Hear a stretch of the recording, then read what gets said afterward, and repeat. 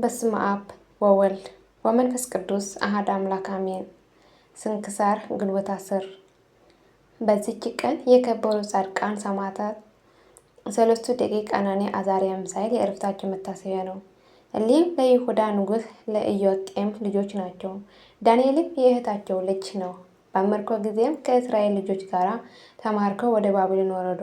ከእስራኤል ልጆች ምርኮ ውስጥ በመብልና በመጠጥ እያስተማረ አሳደጉ። በሰራዊቱ መካከል ጭፍሮቹ ያደርጋቸው ዘንድ ነውር ነቀፋ የሌለባቸውን ወጣቶች ንጉሥ መረጠ። እሊህም ከተመረጡት ውስጥ የተቆጠሩ ሆኑ። የእህታቸውም ልጅ ዳንኤልም ምግባቸውን በሚሰጧቸው ጊዜ አረማውያን ከአረዷቸው ውስጥ መብላትን አልወደዱም። ከንጉሥ ማዕድም ከሚመጣ ከስጋው እንዳያበላቸውና እንዳያጠጣቸው አለቃውን ለመኑት። እግዚአብሔርም በባለሟሎቹ አለቃ ፊት ቸርነት አደረገላቸው። የባለሟሎቹ አለቃም ንጉሥ ጌታዬ እፈራዋለሁ፣ የምትበሉትና የምትጠጡትን ምግባቸው ስለ አዘዘ ከባልንጀሮቻቸውን እናንተ ከስታችሁ ብትታዩ ንጉሥ ራሴ ይቀጣኛል አላቸው። በእነርሱ ላይ የተሾመ አሚሳድን እንዲህ አሉት፣ እኛ ባሮችህ 10 ቀን ፈትነን ከምድር ዘር ሽንብራን ይሰጠን እንብላ ዘንድ ውሃንም እንጠጣ ዘንድ ቃላቸውንም ሰምቶ 10 ቀን ፈተናቸው። 10 ቀንም ካለፈው በኋላ የንጉሥ ማዕድ ከሚመገቡ ከእነዚህ ልጆች ይልቅ ሰውነታቸው ወፍሮ መልካቸውንም አምሮ ታየ። ከዚህም በኋላ አሚሳድ የሚበሉትን ምግብ የሚጠጡትን ወይን እየወሰደ ለአራቱ ሁሉ ልጆች ሽንብራ ይሰጣቸው ነበር። እግዚአብሔር እውቀትና ጥበብን መጻሕፍትን በማንበብ ሁሉ ማስተዋልን ሰጣቸው። ከዚህ በኋላ ንጉሥ ያዘዘው ቀን በተፈጸመ ጊዜ ወደ እርሱ አመጧቸው። የባለሟሎቹ አለቃ ወደ ንጉሥ ወደ ናቡከደነፆር አገባቸው። ንጉሥም ጠየቃቸው። በሰው ሁሉ ዘንድ እንደ አናንያ፣ እንደ ዳንኤል፣ እንደ ሚሳኤልና እንደ አዛርያ ያለ አልተገኘም። በንጉሥም ፊት ቆመ። ንጉሥም የፈለገውን የምክርና የጥበብን ነገር ሁሉ በግዛቱ ካሉ ጠንቋዮችና አስማተኞች ሰዎች ሁሉ ይልቅ በነሳቸው ዘንድ 10 እጥፍ አገኘ። ንጉሥም እጅግ ወደዳቸው። በባቢሎን ሀገር ሁሉ ላይ ገዦች አድርጎ ሾማቸው። ንጉሥም ጣዖትን ከወርቅ ባሰራ ጊዜ ሰዎች ሁሉ እንዲሰግዱለት አዘዛቸው። 3 ልጆችም ለዚያ ጣዖት ባልሰገዱ ጊዜ የሚቀኑባቸው ወደ ንጉሥ ነገር ሰርተው በንጉሥ ፊት አቀረባቸው። ስለ አልሰገዱለትም ጠየቃቸው። እነርሱ እኛስ የሰራኸውን ለወርቅ ምስል አንሰግድም አሉት። ንጉሥም ተቆጥቶ ከምትነድ የእሳት ምድጃ ውስጥ ይጨምራቸው ዘንድ አዘዘ። እግዚአብሔር መልአኩን ልኮ የእሳቱን ነበልባል አጠፋው። በጠዋት ጊዜ እንደሚቀዘቅዝ በእነዚህ በሶስቱ ልጆች ዘንድ እንደ ጠዋት ውሃ ቀዝቃዛ አደረገ። ከዚያ የእሳቱ ነበልባል 49 ክንድ ያህል ከፍ ከፍ ብሎ በውጪ ያሉትን አቃጠላቸው። እሊህም 3 ደቂቅ ግን ምንም አልነካቸውም። ንጉሥም ይህ ድንቅ ሥራ አይቶ በፊታቸው ሰገደ። የሰማይ የምድር ፈጣሪ እግዚአብሔርን አመሰገነ። ለእሊህ ልጆች ሹመታቸውን ከፍ ከፍ አድርጎ ክብርን ጨመረላቸው። ከዚህም ዓለም የሚወጡበትን ጊዜ ሲደርስ በበዓታቸው እየጸለዩ ሳሉ ሰግደው ነፍሳቸውን በእግዚአብሔር እጅ ሰጡ። ወዲያውኑ ታላቅ ንውጽውጽታ በባቢሎን ሀገር ሆነ። ንጉሥም ፈርቶ ስለምን ይህ ታላቅ ንውጽውጽታ ሆነ ብሎ ዳንኤል ጠየቀው። ነቢይ ዳንኤልም ይህ 3ቱ ልጆች ስለ አረፉ ከዓለም ለመውጣታቸው ምልክት ነው ብሎ ነገረው። ንጉሥም ወደ እርሳቸው ደርሶ ታላቅ ሐዘን አዘነ። ከዝሆን ጥርስም 3 ሳጥኖችን እንዲሰሩላቸው በሐር በግምጃ ልብሶች ገንዘው ቅዱሳኑን በሳጥኑ ውስጥ እንዲጨምሯቸው አዘዘ። ንጉሥ እንዳዘዛቸው አደረጉ። ሁለተኛም የወርቅ ሳጥን ሰርተው እርሱ በሚሞትበት ጊዜ ስጋውን በውስጡ አድርገው በከበሩ 3 ደቂቅ መካከል እንዲያኖሩት አዘዘ። እንዲህም አደረጉለት። ከዚህም በኋላ የከበረ አባት አባ ቴዎፍሎስ በእስክንድርያ ሊቀ ጵጵስና በተሾሙበት ወራት በስማቸው ቤተ ክርስቲያን ሰራ። ስጋቸው ወደዚያች ቤተ ክርስቲያን ሊያመጣ ወደው ስጋቸው እንዲያመጣለት አባ ዮሐንስ ሐጺር ወደ እርሳቸው ሀገር ባቢሎን ላከው። ወደ ባቢሎን ሀገርን በደረሰ ጊዜ ወንዞችን አየ፣ በውስጧ ከቶ ሰው አልነበረውም። ወንዞቿን አየ፣ በውስጧ ከቶ ሰው አልነበረም። የወርቅ ምስልም በዚያ አለ። ከእግዚአብሔር የታዘዘ መልአክም የቅዱሳን ሥጋ ወዳለበት አደረሰው። የንጉሥም ሥጋ በመካከላቸው ነበረ።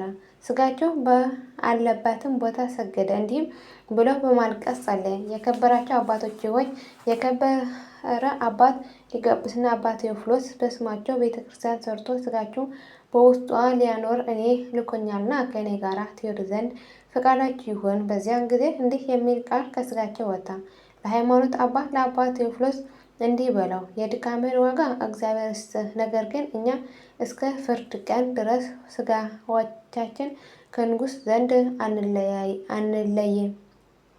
እግዚአብሔር ስላዘዘን ከዚህ አንወጣም፣ ድካሙንም ከንቱ አናድርግም። ቤተ ክርስቲያኒቱ በምትከበርበት ዕለት በሌሊት መብራቶቹ ይስቀሉ ዘንድ እንዲያዝ በውስጣቸውም ዘይትና ፍትል እንዲያደርጉ በእሳት ግን አይለኩሷቸው። እኛም ከዚህ ደርሰን በእኛ የእግዚአብሔር ኃይል በዚያ ይገለጣል ብለህ ንገረው አሉት። አባ ዮሐንስ ሐጸርን ተመልሰው እንደነገሩት እንዲህም እንዳዘዙት ሁሉም ለአባ ቴዎፍሎስ ነገረው። እርሱም 3 ደቂቅ እንዳዘዘ አደረገ። በዚህም በግንቦት ወር በ10 ቀን ቤተ ክርስቲያኒቱ በምትከበርበት ሌሊት የከበሩ 3 ደቂቅ ተገለጡ። ያለ እሳትን መብራቶቹ አበሩ። ሊቀ ጵጵስናና ለዚህ ጸጋ የታደሉ ሁሉ በቤተ ክርስቲያኒቱ አርካን ላይ ሲዞሩ 3 ደቂቅ አዩዋቸው። በየአይነቱ በሆነ ደዌ የታመሙ ብዙ በሽተኞችም ከቅዱሳን 3 ደቂቅ መገለጥ የተነሳ ያን ጊዜ ተፈወሱ። ለእግዚአብሔር ምስጋና ይሁን፣ እኛንም በጸሎታቸው ይማረን፣ በረከታቸውን ከእኛ ጋር ትኑር ለዘላለሙ አሜን። ዳግመኛ በዚች ቀን አብርሃም ጸራቤ በሰማዕትነት አረፈ። ይህም ቅዱስ የሰማዕት ቴዎድሮስ ገዳም ተብላ ከምትጠራ ከመቅሪያ ሀገር ሰዎች ነው። ወላጅ እናቱም የክብር ባለቤት የሆነ የክርስቶስን ሃይማኖት እንዲማር ለመምህር ሰጠችው። ጌታችንም አይነ ልቦናውን ገልጦለት ትምህርትን ሁሉ የቤተ ክርስቲያን ሕግ ተማረ። ከዚህም በኋላ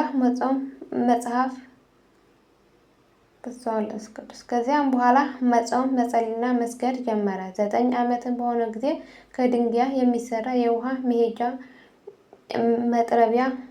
መጥረብን ተማረ።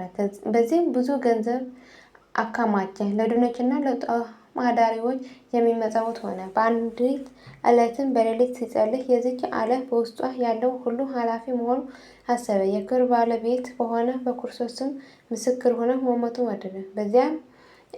በዚያን ጊዜ የእግዚአብሔር መልአክ ተገልጦለት ሰላምታም ሰጥቶ ጽና፣ አትፍራ፣ አንተ ጠላቶችን ድል አድርገህ የሰማዕትነት አክሊል ትቀበላለህና አለው። ከዚያም በኋላ የክርስትና ጥምቀትን ወደ ተጠመቀባት ወደ ቅዱስ ቴዎድሮስ ቤተ ክርስቲያን ሄዶ በስዕሉ ፊት ቆሞ ጸለየ። በእርሱም ዘንድ ሰውነቱን አደራ አስጠበቀ። ወደ መኮንኑ ወጥቶ ክርስቲያን እንደሆነ ታመነ። ያን ጊዜ ከከባዶች እንጨቶች ጋር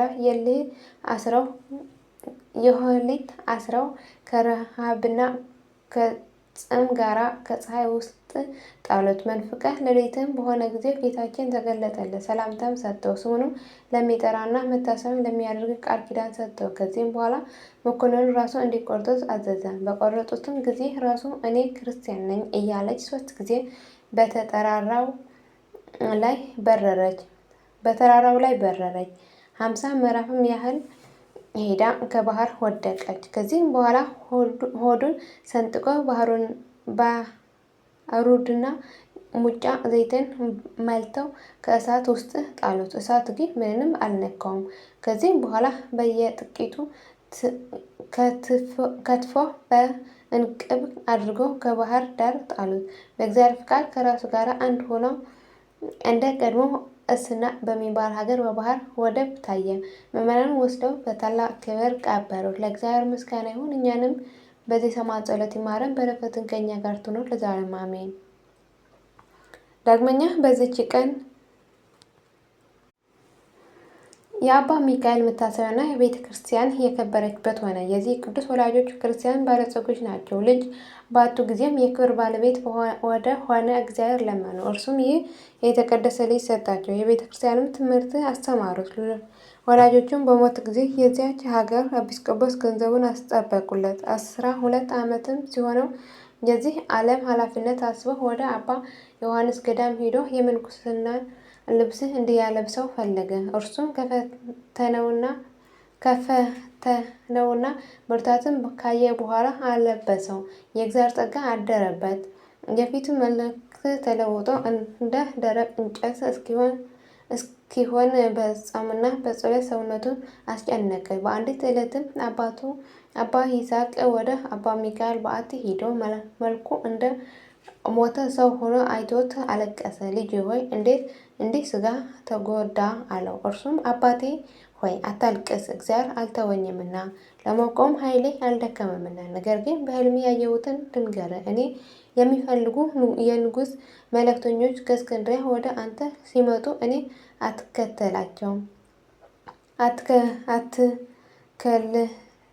አትከልክላቸው፣ አንተ እንዳይወቅሱ። በሁለተኛው ዓመት ታላቅ ረሃብ ይመጣል፣ ምድርንም ያጠፋታልና ልጆችህ ምግባቸውን አዘጋጅ ብሎ መለሰለት። ከወራትም በኋላ በንጉሥ ጭፍራ አምሳል ሰዎች አባ ሚካኤል እየፈለጉ መጥተው አባ ይስሐቅን ያዙት። ሚካኤልም ባገኙትና ባወቁት ጊዜ ከእርሳቸው ጋር ወሰዱት። መነኮሳትም እያዘኑ ቀሩ።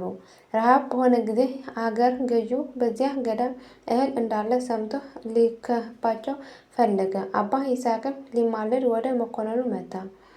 ያን ጊዜ ብዙ ጭፍሮቹ ከሰይፎች ጋር ከዚያ ገዳም ወጥተው መኮንኑ እያደነቀ አባ ይስሐቅን ወሰዱት።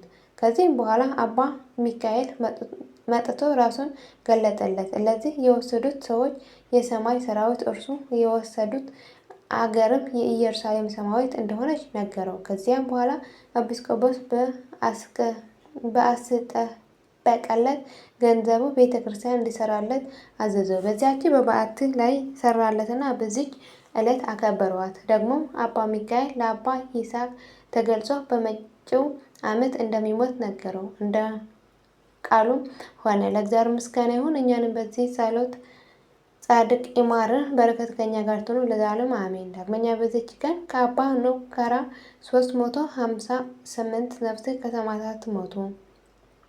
በሰማዕትነት ሞቱ። የፓትርያርክ አባ ዮሐንስም መታሰቢያ ሆነ። በረከታቸውም ከኛ ጋር ለዘላለሙ ትኑር አሜን። የወደቀ የነጥን በአፈትጋ መላእክት ይታረምልኝ። የሁሉም ቅዱሳን አባቶቻችን በረከት፣ ረድኤት፣ ምልጃና ጸሎት ከመላ ሕዝበ ክርስቲያን ጋር ለዘላለሙ ጸንቶ ይኖር አሜን። አቡነ ዘበሰማያት ይትቀደስ ስምከ ትምጻእ መንግሥትከ ወይኩን ፈቃድከ በከመ በሰማይ ከማሁ በምድር ሲሳየነ ዘለለዕለትነ ሀበነ ዮም ህድግ ለነ አበሳነ ወጌጋየነ ከመ ንሕነኒ ለዘአበሰለነ ኢታብአነ እግዚኦ ውስተ መንሱት አላ አድኅነነ ወባልሐነ እምኩሉ እኩይ መዚአከ ይእቲ መንግሥት ኃይለ ስብሐት በሰላም ቅዱስ ገብርኤል መልአኩ እግዝእትየ ማርያም ሰላም ለኪ ድንግል ሆይናኪ ወድንግል በሥጋኪ እም እግዚአብሔር ጽባኦት ሰላም ለኪ ብርክት አንቲ እምአንስት ወቡሩክ ፍሬ ከርሥኪ ተፈሥሒ ፍሥሕት ኦ ምልዕተ እግዚአብሔር ምስሌኪ ሳህል ወጸልዪ መረስ ወንታን ሀፍቅረ ወልድኪ ኢየሱስ ክርስቶስ ከመ ይትረፈነ ኃጣውኢነ ለዓለመ ዓለም ለዘላለሙ አሜን።